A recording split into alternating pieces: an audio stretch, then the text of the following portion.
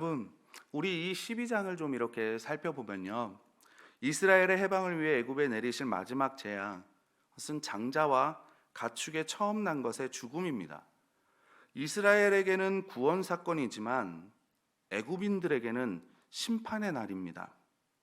이 사건은 이스라엘의 절기 중에 가장 중요한 유월절의 시작으로 이스라엘 민족의 새로운 출발을 또 이야기하고 있습니다.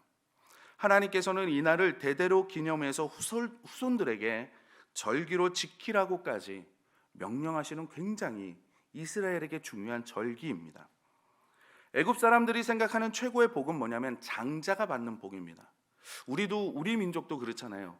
장자에 대한 굉장히 축복이 많잖아요. 그래서 지금은 아니지만 약 100년 전까지만 해도 아니죠. 50년 전까지만 해도 모든 것들을 다 누구에게 집중시켰습니까? 공부도 장자. 그렇죠? 모든 것도 장자. 모든 것도 그렇게 장자가 복을 받으면 그런 동생들도 다 보살피고 그럴 것이다. 가정을 부흥시킬 것이다. 가정을 세울 것이다. 그러니까 좀 그런 생각이 있었던 것 같습니다. 애굽에게서도. 근데 그들은 모든 복이 장자를 통해서 후손들에게까지 계승된다고 생각을 했는데, 그래서 그들이 많은 신들을 섬긴 이유도 뭐냐면 그 신들이 결국에는 우리의 기둥인 장자를 지켜주고 우리의 장자에게 복을 준다고 믿었기 때문이거든요. 그런 애굽인들에게 장자가 죽는 사건은 뭐냐면 애굽의 생명줄을 끊는 것과 같은 최악의 재앙이 발생한 겁니다. 그들이 섬기던 모든 신이 내 장자의 복을 줘야 되는데 이제는 이 재앙을 막지 못하고 당한 겁니다. 그러니까 결국에는 여호와 하나님께서 애굽의 모든 신보다 뛰어나다라는 사실을 한눈에 보여주는 사건입니다. 애굽의 모든 초태생을 죽이는 이 심판이 이스라엘 백성들의 집을 그냥 지나쳐 갔습니다. 그것은 문에 발려진 어린 양의 피 때문입니다. 이것은 오늘날 죄로 인해 죽을 수밖에 없는 인간들을 구원하기 위해서 십자가에서 피를 흘리신 예수 그리스도의 보혈의 희생을 의미하고 있습니다. 그리스도의 피 없이는 우리에게 죄 사함도 없고 우리에게는 영생도 없고 영원한 생명도 없습니다.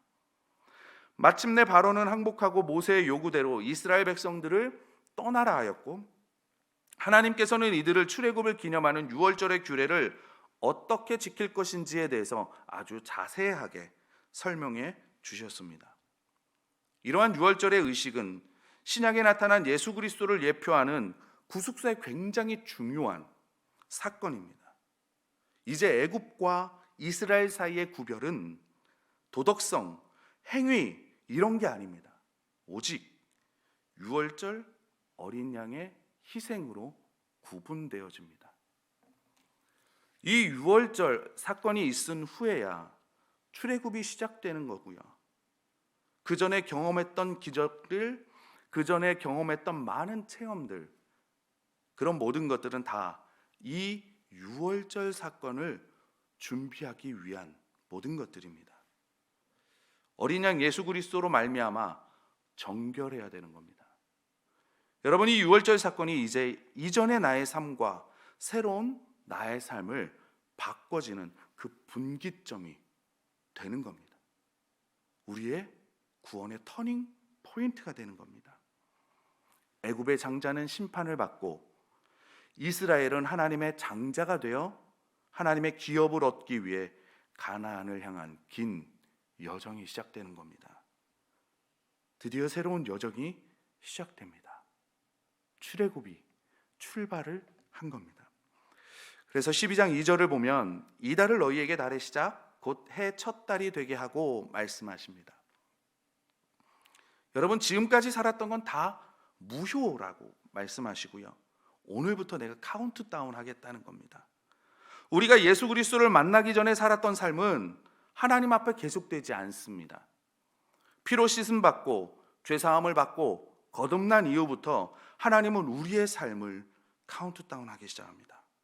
내가 예수님을 만나서 영접한 그 순간부터 새로운 우리의 삶이 시작되는 겁니다. 그래서 예수님을 만나기 전에 무엇이라고 말합니까? 역사에서는 BC라고 얘기합니다. 예전에 담임 목사님의 주일 설교에도 한번 나오는데 BC 카드 말고요. 웃으시는 분은 사용하시는 분들이시죠. Before Christ, 예수님 이전의 삶. 그 다음에 예수님을 만난 다음에는 AD라고 이야기를 합니다. 아노 도미니, After Christ, 예수님을 만난 이후, 예수님 이후의 삶. 그래서 역사의 분깃을 어디로 나누냐면 예수 그리스도로 나눕니다. 히스토리가 뭔지 아십니까? 역사잖아요. 영어로 히스 스토리, 그의 이야기. 그의 이야기가 누굽니까? 예수 그리스도의 이야기가 역사의 분기점입니다. 한마디로 신분이 변화되어지는 겁니다. 새로운 인생의 시작. 우리가 예수 그리스도 이 유월절 사건이 저와 여러분에게 새로운 시작이라는 겁니다.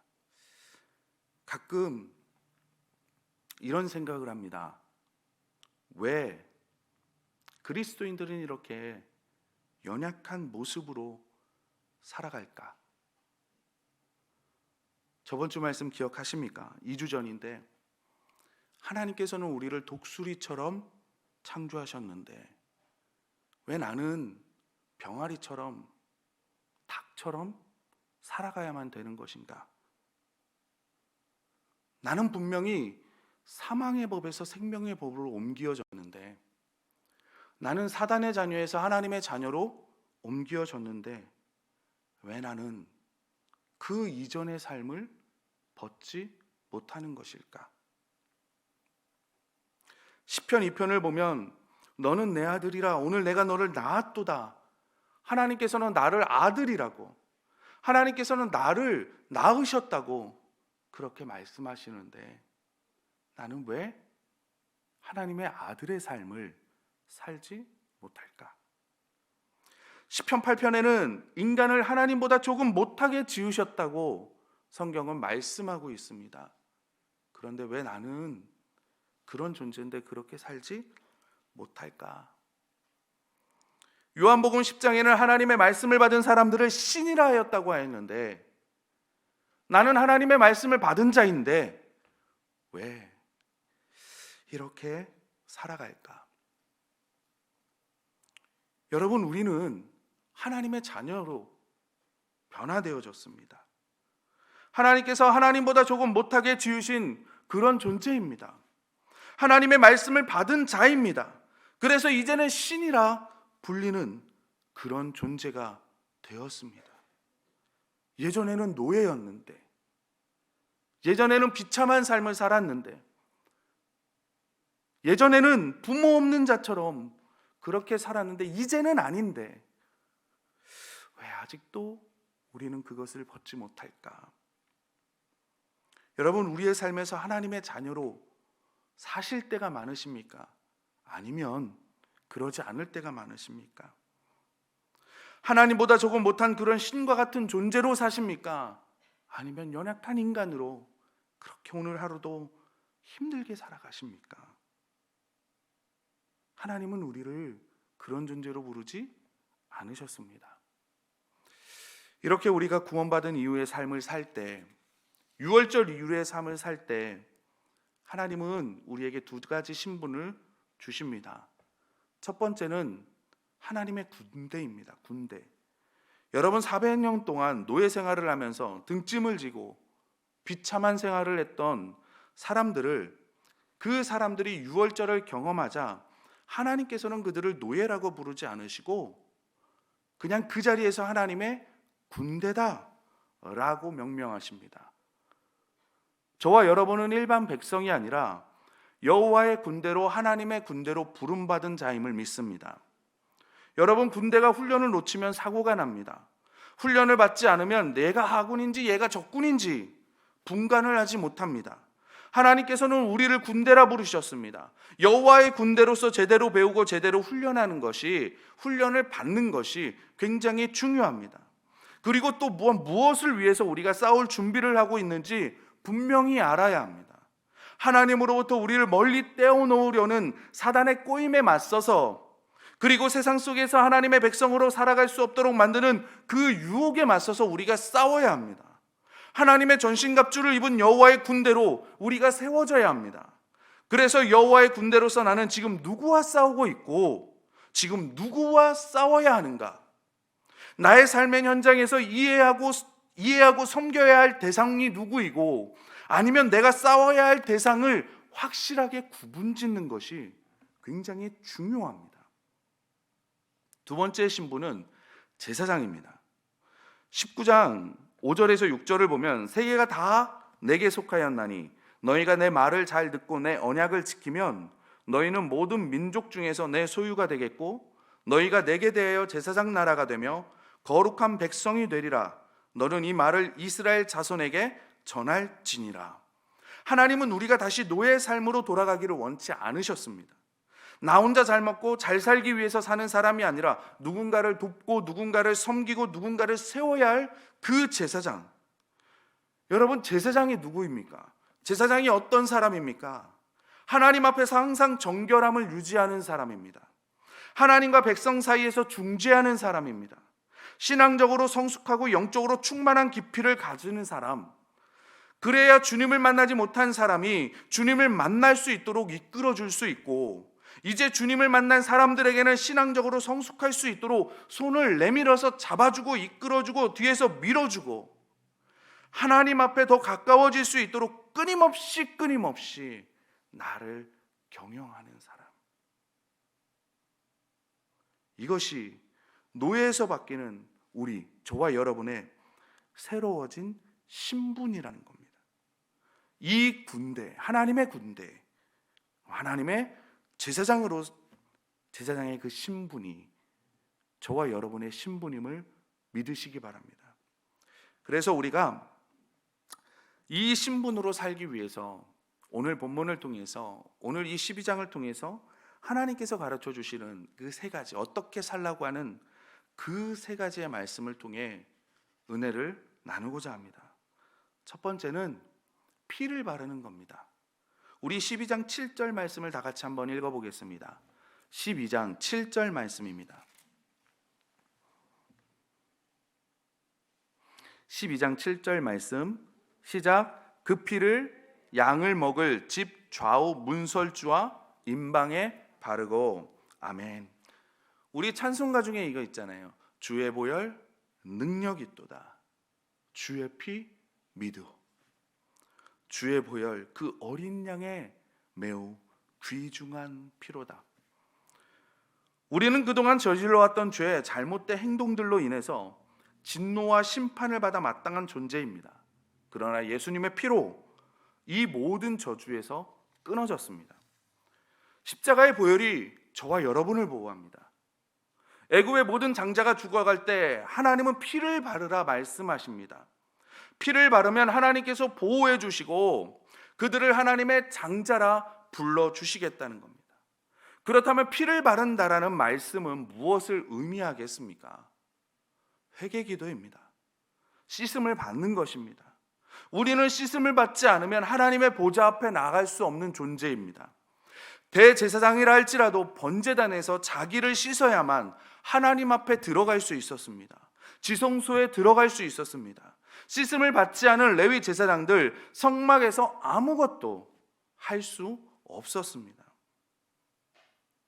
그러므로 예수님께서 십자가에서 돌아가실 때 이미 우리 게임은 끝난 겁니다. 이런 예화가 있습니다. 성 프란체스코가 길을 가는데 페스트를 만난 겁니다. 흑사병을 만난 겁니다.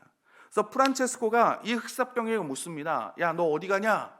그러니까 흑사병이 나 어느 도시에 간다라고 얘기를 해요. 그러니까 프란체스코, 그럼 너 거기서 몇 명을 죽일 거냐 물어보니까 5,000명을 죽일 거라고 얘기합니다. 그 길에서 헤어져요. 나중에 길에서 다시 만납니다. 프란체스코가 다시 말합니다. 너 5,000명을 죽인다고 해놓고 왜 2만 명을 죽였냐? 그러니까 페스트가, 흑사병이 뭐라고 얘기하냐면, 난 5,000명밖에 죽이지 않았습니다. 나머지는 두려움에 떨다 스스로 죽었습니다. 여러분, 이 두려움에 대한 예화이지만 우리에게 중요한 것을 말하고 있습니다. 우리가 영적 전쟁에서 지는 이유가 무엇이라고 생각하십니까?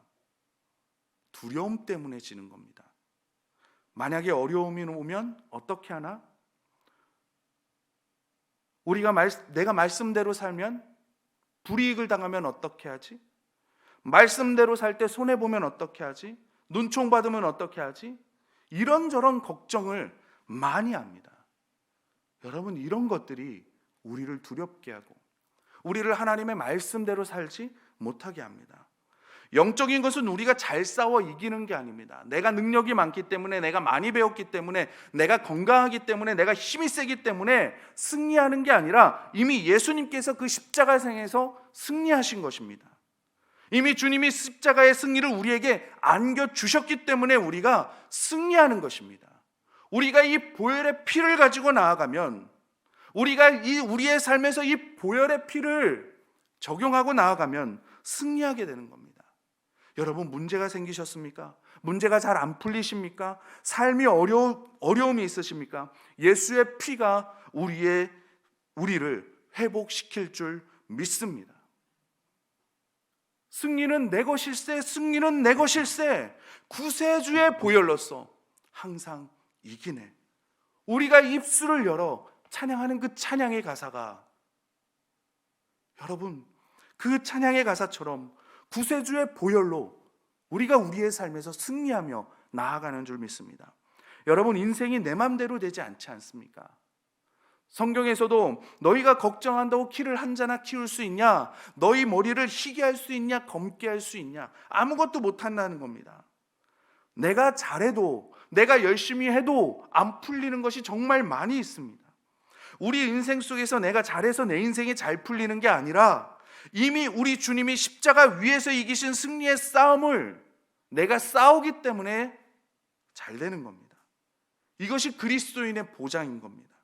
나의 분깃을 먹고 나의 살아가는 것이 아니라 하나님 아버지의 그 유산, 영적인 유산을 먹고 우리가 하루하루 승리의 삶을 사는 겁니다. 우리가 잘하는 것도 중요합니다. 그러나 내가 가진 것을 가지고 최선을 다하는 것, 여러분, 내가 잘해봐야 얼마나 잘하겠습니까? 내 인생길 험하고 어렵지만 하나님이 나와 동행하신다면 광야를 가도 하나님께서 먹을 것을 주시고 구름 기둥과 풀 기둥으로 나를 인도해 주시고, 그러나 하나님을 떠난 인생은 아무리 좋은 것을 부여잡고 있어도 아침에 안개같이 잠깐 후에 보면 없어지는 것들입니다. 매일 일과 속에서, 매일 삶 속에서 예수님의 피를 적용하며 회개하고 나를 돌아보아 잘못된 것을 돌이키면 사람들이 변화되기 시작을 합니다. 죄에 대한 심판이 넘어가고 거룩한 삶을 살 수 있는 기회를 얻게 됩니다. 예수님께서 십자가에서 흘리신 그 피를 내 삶 속에 바를 때 우리의 죄에 대한 모든 심판, 저주, 이 모든 것들을 끊어버릴 수 있습니다. 구원의 은혜, 그 밤의 축복은 피를 발린 그 문에서만 임하게 되는 것입니다. 두 번째는 양고기를 먹으라 말씀하십니다. 유월절날 이스라엘 백성들이 피를 바른 뒤에 양고기를 먹는 일, 이것은 예수 그리스도를 먹는 겁니다. 그리스도를 생명의 양식으로 취하는 사람만이 새로운 차원의 삶을 살 수 있는 힘을 공급받고 영적인 건강을 되찾을 수 있습니다. 여러분, 그리스도를 취한다는 말은 무슨 뜻입니까? 그것은 말씀을 읽고 말씀을 묵상하는 것입니다. 말씀을 꿀처럼 달콤하게 먹는 사람은 그 삶 속에서 그리스도를 닮아가게 됩니다. 그리고 성령을 음료로 마십니다. 단순히 말씀만 먹는 사람, 가슴이 차가워지고 머리가 커질 수 있는데, 동시에 성령의 음료를, 성령의 충만함을 받는 사람들은요, 가슴이 뜨거워지는 거예요. 가슴에 성령의 기름이 부어지기에 감동해 있고 신령한 것을 사모하게 되고 그 속에 뜨거움으로 인해 몸을 움직일 수밖에 없습니다. 그리고 그것은 자연스럽게 개개인의 삶 속에서 행동으로, 표정으로, 말로 나타납니다. 여러분, 이런 사람들과 함께 동행하는 사람들에게 얼마나 축복이 임하겠습니까? 그 물이 흘러 넘쳐 나를 적시고, 그 은혜가 흘러 넘쳐 그 은혜와 나도 그 은혜에 참여하게 되고, 저는 여러분들이 그런 분들이 되시기를 바랍니다. 이번 주, 저번이죠, 주일날 말씀의 삶 오리엔테이션을 했습니다. 저는 목사님께서 오리엔테이션을 하고 막 하시는데 제 마음에 소망이 생기는 겁니다. 목사님이 이 말씀의 삶을 통해서 여러분에게 이 말씀이 송이꿀보다 더 단 그 말씀으로 받아들여지기를, 믿어지기를, 그렇게 먹기를 바랍니다라는 말씀을 하는데, 정말 나도 이 시간을 통해서 정말 이 말씀이 송이꿀보다 더 단 말씀으로 나에게 다가오기를, 그런 소망이 내 안에서 생기더라는 겁니다. 제 안에서. 여러분, 음식을 관리하지 않으면 몸은 부실해집니다. 서양의학의 시조인 히포크라테스는 이런 말을 합니다. 이 세상에 음식으로 다스리지 못하는 질병은 없다. 어떤 분이 그러시더라고요. 이분이 몸이 좀 안 좋으신 분이었는데 어느 날 몸이 건강해지신 겁니다. 내가 물어봤습니다. 어떻게 이렇게 몸이 건강해지셨습니까? 그러니까 뭐라고 이야기를 하냐면, 몸에 안 좋은 것을 안 먹었더니 좋아지더라는 겁니다. 저도 몸에 안 좋은 것을 안 먹어야 되겠습니다. 그래야 혓바늘이 안 생길 것 같습니다. 육신만 그렇습니까? 우리의 영도 마찬가지입니다. 영의 양식은 말씀입니다. 우리가 말씀을 잘 공급받으면 우리의 영은 건강해지기 마련입니다. 여러분은 어떤 공급을 받고 있습니까? 여러분의 영에 어떤 공급을 해주고 계십니까? 나는 무엇에 행복해하고 있습니까? 나는 무슨 재미로 살아가고 계십니까? 신령한 양식이 공급되지 않으면 영적 건강은 잃어버리게 됩니다. 무엇을 먹느냐에 따라 건강이 좌우되고 드러나는 삶의 유형도 달라지게 되어 있습니다. 먹는 것에 따라 체질이 달라지듯 말씀과 성령의 역사를 통해서 그리스도를 공급받는 사람은 그 삶이 당연히 변화되어지게 되어 있습니다. 그 삶은 강건하여지게 되어 있습니다. 그 삶은 그리스도의 향기가 나타나게 되어져 있습니다. 지금 내가 무엇을 먹고 있는지, 내가 지금 무엇을 공급해주고 있는지 우리가 그것을 살펴보아야 합니다. 세 번째로는 무교병과 쓴 나물을 먹으라 말씀하십니다. 8절에 그 밤에 그 고기를 불에 구워 무교병과 쓴 나물과 아울러 먹으라고 성경은 말씀합니다. 여러분, 무교병과 쓴 나물은 거룩한 생활을 의미합니다. 죄를 거절하는 삶, 과거에 죄를 짓던 생활을 부끄럽게 고통스럽게 여기는 마음의 자세를 말합니다. 쓴 나물은 과거의 아픈 상처를 기억하라는 뜻입니다. 애굽의 억압하에서 이스라엘 백성들이 겪은 괴로움에 대한 그 슬픔을 기억하라는 겁니다. 너희의 부르짖음을 기억하라는 겁니다. 너희의 그 울부짖음을 기억하라는 겁니다. 그래서 다시는 종의 상태로, 다시는 사단의 자녀로, 다시는 예수 믿기 전인 비포 크라이스트 그 삶으로 돌아가지 말라는 겁니다. 그렇게 결단하라는 겁니다. 무교병은 맛을 위한 식사가 아니라 출애굽과 앞으로의 삶에서 먹어야 할 음식이 무엇인지, 여러분, 무교병은 누룩을 넣지 않은 떡으로 출애굽한 자들의 새로운 양식입니다. 예수 그리스도, 죄를 버리고 공급을 받을 때 우리의 삶을 극대화시켜주는 겁니다. 신앙은 떠남으로부터 출발합니다. 떠남으로부터. 40일 특별 새벽 기도에 아브라함의 신앙을 할 때 제일 처음 목사님께서 말씀하시는 게 아브라함이 떠났다라는 겁니다. 쓴나물, 무교병, 양고기, 이러한 양식들은요, 애굽의 생활 문화 속에서 먹는 음식이 아닙니다. 이 양식은 어디서 먹는 거냐면 출애굽할 때 먹는 양식입니다. 떠날 때 먹는 양식입니다. 이제 40년의 광야가 끝날 때까지는 안정과 편안함을 기대할 수 없습니다. 여행 중이기 때문에 길 양식을, 우리가 여행 중에 먹는 양식을 먹는 겁니다. 광야 여행 중인 사람의 삶의 목표가 나는 광야에서 맛있는 음식을 먹을 거야? 나는 안정적인 삶을 살 거야? 나는 안정적인 아름다운 그런 환경을 살 거야? 그렇게 목표를 둔 사람들에게는요, 원망과 불평이 나올 수밖에 없습니다. 우리의 목표는 주님이 언약하신 약속의 땅, 기업, 그 상속권, 그것이 우리에게 목표입니다. 우리에게 주시는 그 통치권,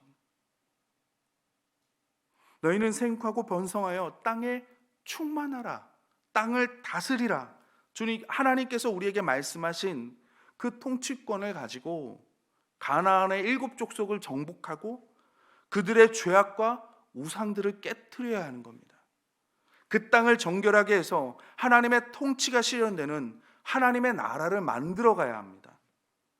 우리는 먹기 위해서 출애굽하라는 것이 아니라 그 가나안 땅을 바라보고 그 가나안 땅을 차지하고 그 땅을 기업을 얻기 위해 우리는 출애굽을 하는 하나님의 백성임을 기억하시기를 바랍니다. 이제 말씀을 맺겠습니다. 우리는 구원받는 순간 종이 아니라, 노예가 아니라 하나님의 아들,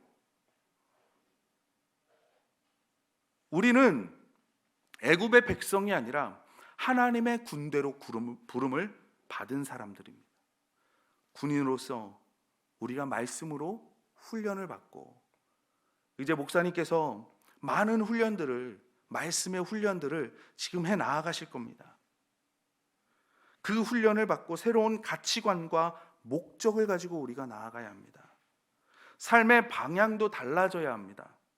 그것은 하나님 나라를 건설하며 교회 공동체를 섬기면서 사는 제사장적인 삶, 또한 이제는 출신과 관계없이 그리스도의 피가 우리의 새로운 신분이 되는 겁니다. 피가 우리의 능력이 되는 겁니다. 혈통적인 이방인이 피의 백성, 언약의 백성으로 바뀌고 하나님을 위해 일하도록 부름받은 제사장의 민족으로 바뀌듯이 저와 여러분도 예수 그리스도의 피로 말미암아 이제는 하나님의 백성으로, 언약의 백성으로 이 땅에 하나님의 나라를 건설하며 나아가시기를 바랍니다. 더 깨끗하기 때문에, 더 거룩하기 때문에, 어떤 민족보다 뛰어나기 때문에 넘어가시겠다는 것이 아닙니다. 제가 여러분보다 더 깨끗하기 때문에, 더 거룩하기 때문에 이 자리에 서 있는 것도 아닙니다. 능력이 많기 때문에도 아닙니다. 약속의 말씀을 믿고 피를 바른 가정들, 그 약속의 말씀을 순종하는 가정들에게 6월의 복, 6월절의 복을 주시겠다고 하나님은 우리에게 말씀하십니다. 하나님의 백성으로서 우리의 삶을 잘 관리하시고 새로운 존재로 살아나가시기를 바랍니다. 독수리 같은 삶을 살아가시기를 바랍니다. 신 같은 자로, 신 같은 자녀로 살아가시기를 바랍니다. 너는 내 아들이다. 너는 내 면류관이다. 너는 내 기쁨이다. 너는 내 자랑이다. 주님께서 그렇게 말씀하시는 귀한 자녀로 살아가실 여러분일 줄 믿습니다.